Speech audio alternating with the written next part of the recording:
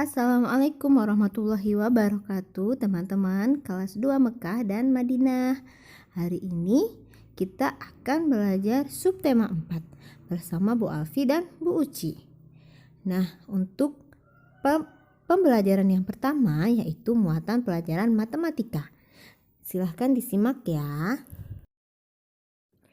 Pembelajaran pertama, menentukan nilai pecahan sesuai gambar. Teman-teman perhatikan gambar ayam di bawah. Pecahan merupakan bagian dari keseluruhan.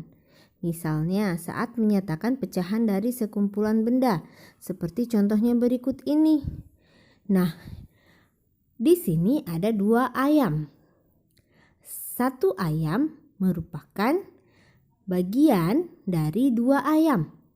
Jadi penulisannya adalah 1/2.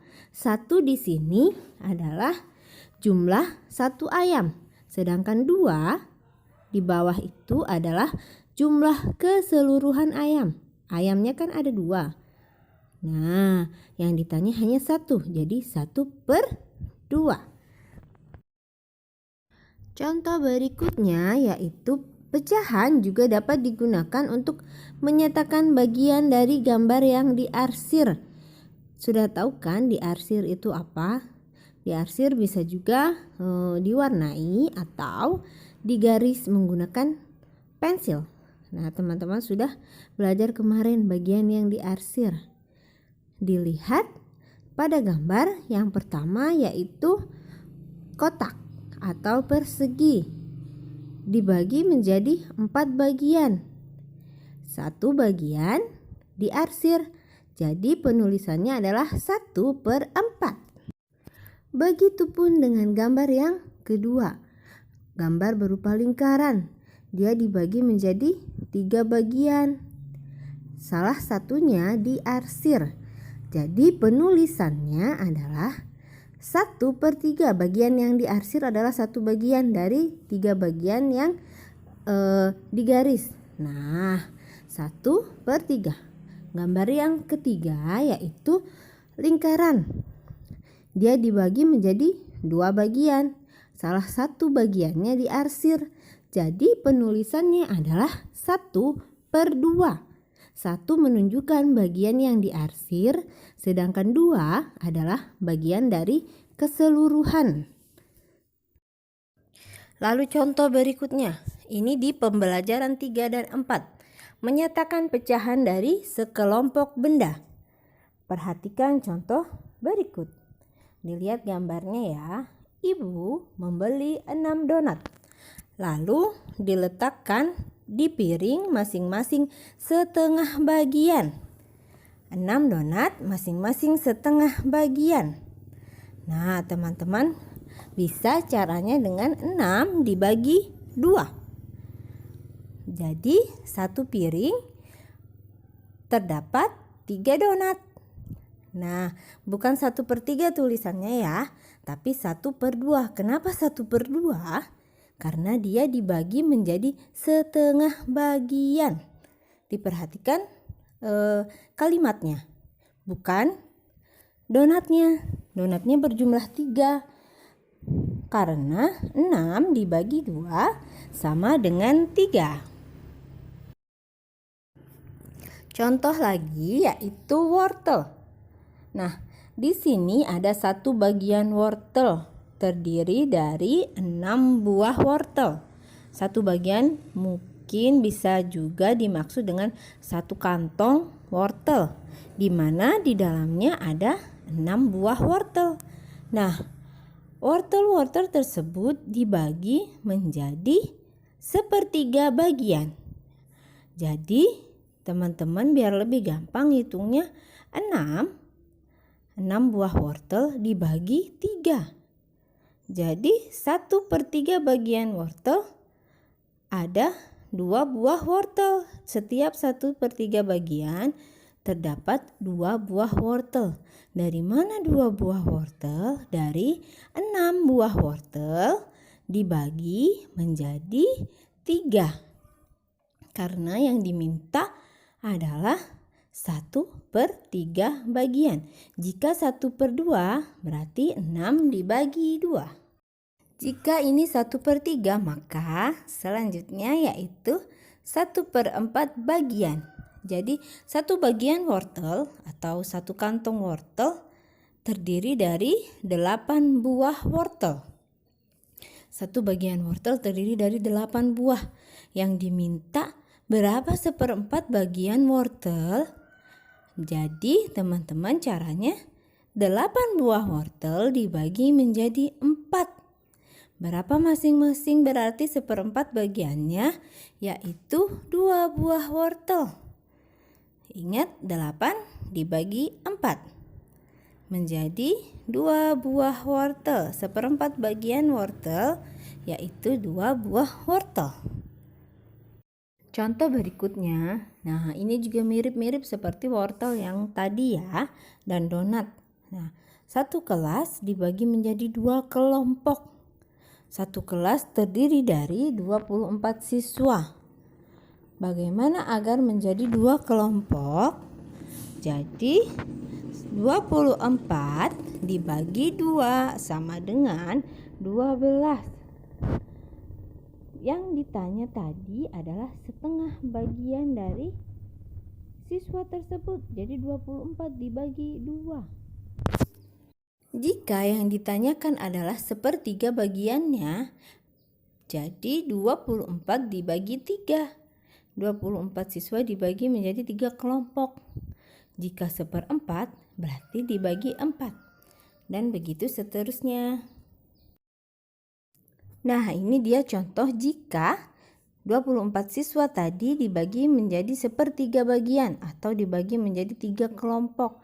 Maka masing-masing kelompok mendapatkan 8 siswa atau 8 anggota. Kelompok A 8, kelompok B juga 8 dan kelompok C 8.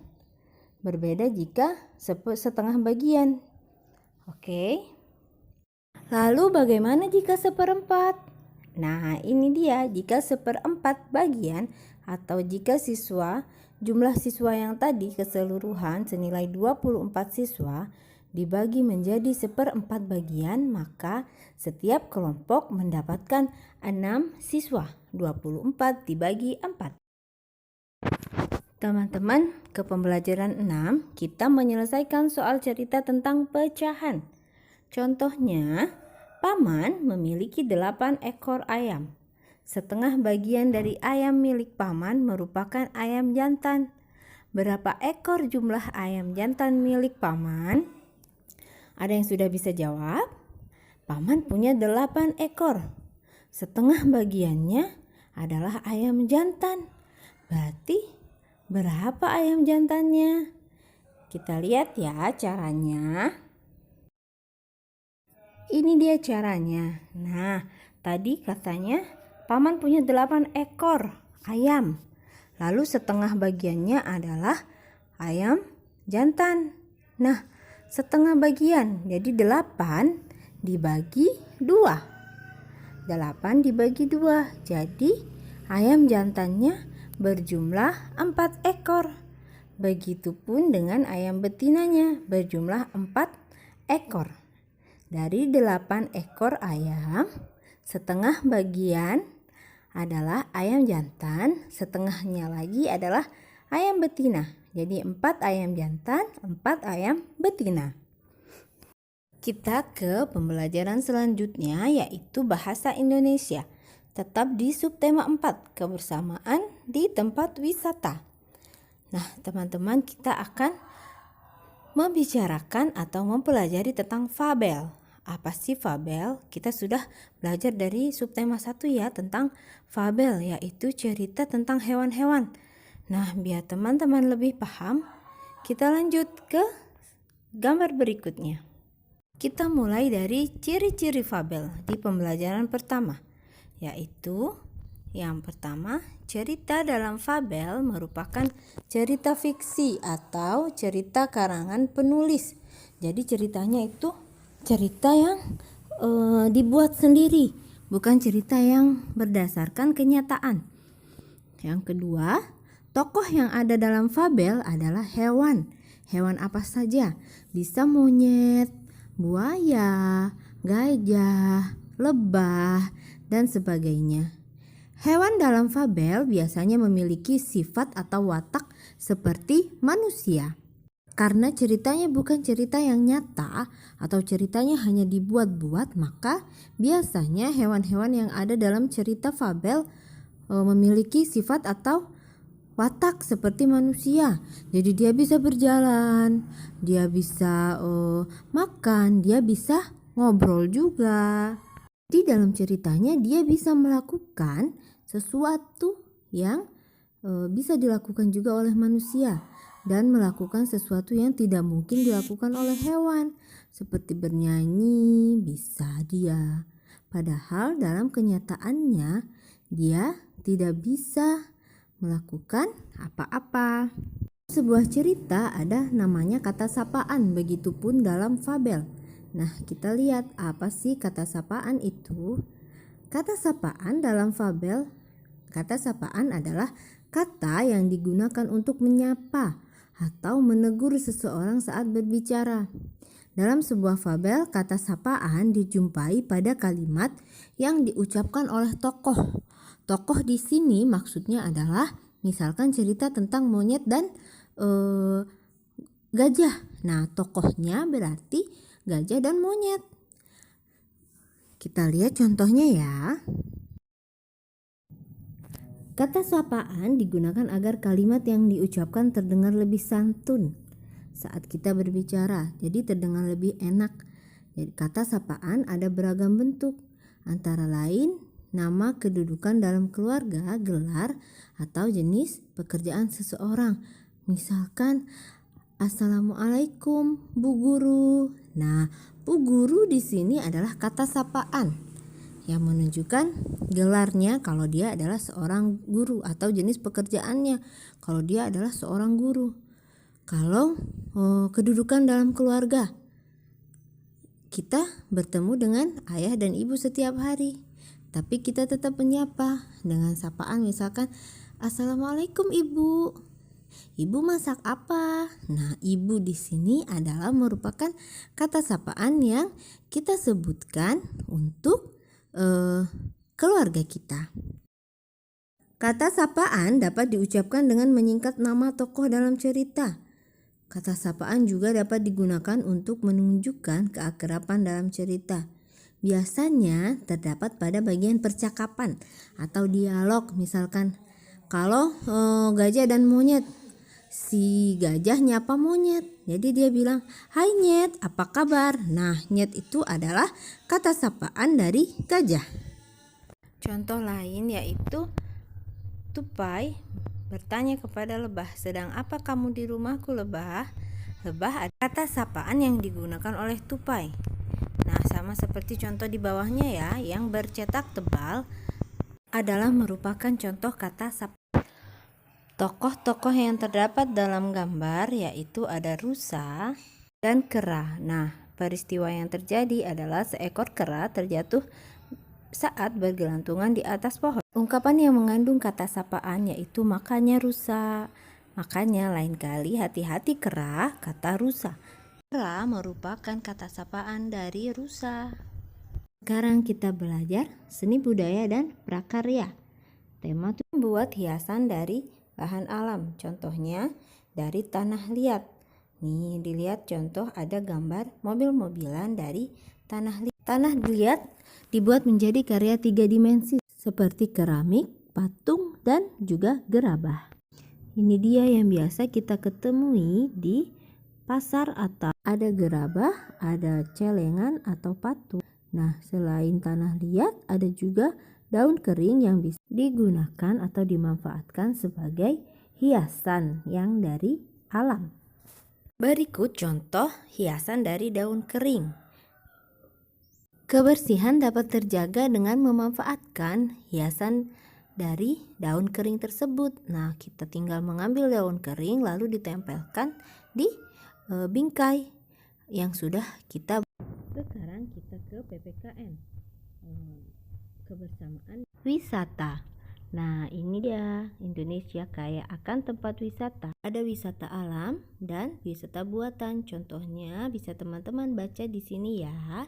Museum dan kebun binatang adalah contoh tempat wisata buatan. Karena dibuat oleh manusia, bukan terbentuk dengan sendiri. Tidak seperti danau, air terjun, dan pantai yang merupakan tempat wisata alami atau keberagaman tempat wisata di Indonesia. Ada Pulau Komodo, ada Raja Ampat di Papua. Pulau Komodo terletak di Pulau Sumbawa, di mana komodo hidup dan berkembang biak. Ada banyak komodo di sana. Sedangkan Raja Ampat terdapat di Papua dan merupakan pemandangan yang sangat menakjubkan, yang ada pemandangan bawah lautnya juga. Ada lagi Candi Borobudur yang ada di Magelang, Jawa Tengah. Candi Borobudur adalah peninggalan Buddha, agama Buddha terbesar yang ada di dunia. Berikutnya yaitu Danau Toba, danau terbesar se-Asia Tenggara. Danau ini terdapat di Sumatera Utara. Nah, kita bisa melihat pemandangan yang indah.